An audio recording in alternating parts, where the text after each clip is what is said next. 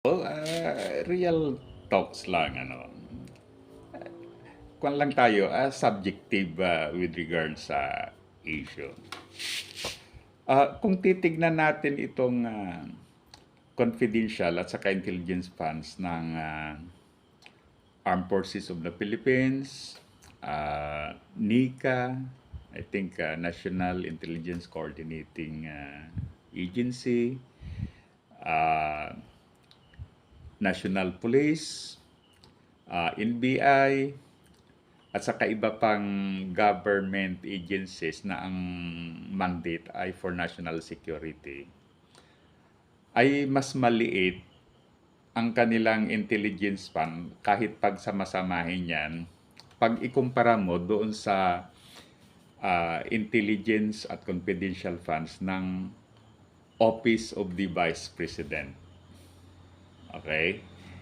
Yet, ang mga ito, ang EFP, National Police, NBI, NICA, etc., ang kanilang mandate ay for national security. Ang isa sa kanilang mandates ay is for national security. Siyempre, halimbawa sa EFP, dapat mayroon din siyang mga agent, mayroon din siyang mga tao na tinitignan yung pagpasok ng mga Chinese, yung mga criminals, o mga yung mga spy ng other countries, etc., etc. So, kailangan nila yung pondo. Sa police naman, siyempre, magkakaroon din ng kanyan, gagastos din yan para makita yung mga, malalaman nila yung mga subversive, yung mga criminals, and others, Okay. Ngunit, ang OBP na hindi naman na ang mandate ay hindi naman for security purposes o national security purposes, ay mas malaki ang kwan. So, grabe naman yan, hindi talaga binibigyan ng priority yung mga nararapat. Ang binigyan nila ng priority ay yung kaalyado na dati. Kaya wake up tayong mga Pilipino, let us wake up na yung mga ganitong nangyayari dapat tutulan natin. Okay. Yan. So, grabe talaga ang nangyayari. Ngayon, kung titignan natin, actually, hindi naman talaga 100% kasalanan ng Vice President yan, Why? Kasi, alimbawa, noong 2022, binigyan siya ng Office of the President. Okay, bagamat 11 days na lang yun kan, he was given a big amount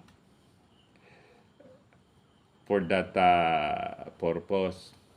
Pagkatapos, yung 2023, he was given that amount approved by the Congress.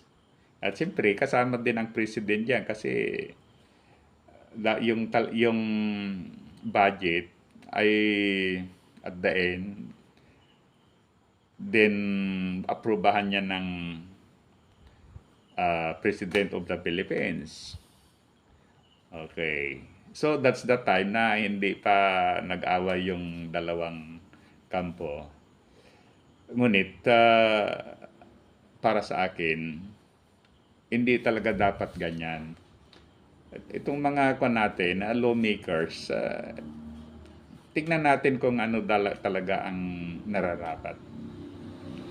Kung yung deserve ng office ba yan o hindi. At saka ito, ako ay naniniwala dito, dapat yung intelligence at saka confidential funds, malaki yan sa mga armed forces. Kan ko yan, ano, ay agree ako dyan. Kasi yung barko ng Coast Guard noon ay ayon sa ulat, wala siyang water treatment facilities. Okay?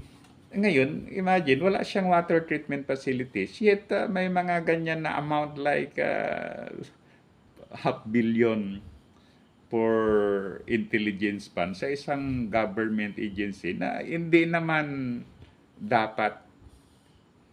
So, itignan natin maigi yung situation, ano? Kung kaya talagang kailangan ah, at nararapat, doon ibigay.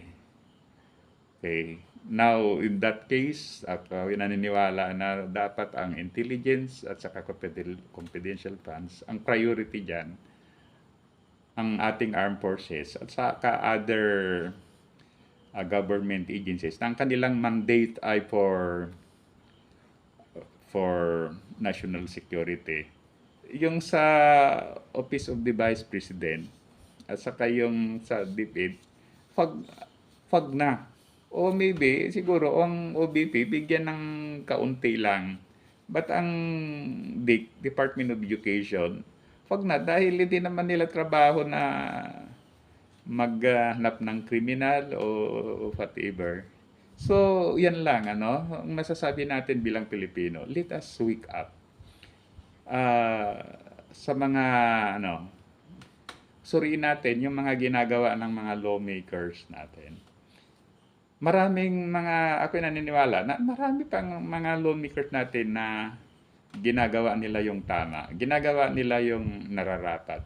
Ngunit marami din ang mga lawmakers natin na ang kanilang priority ay self-interest.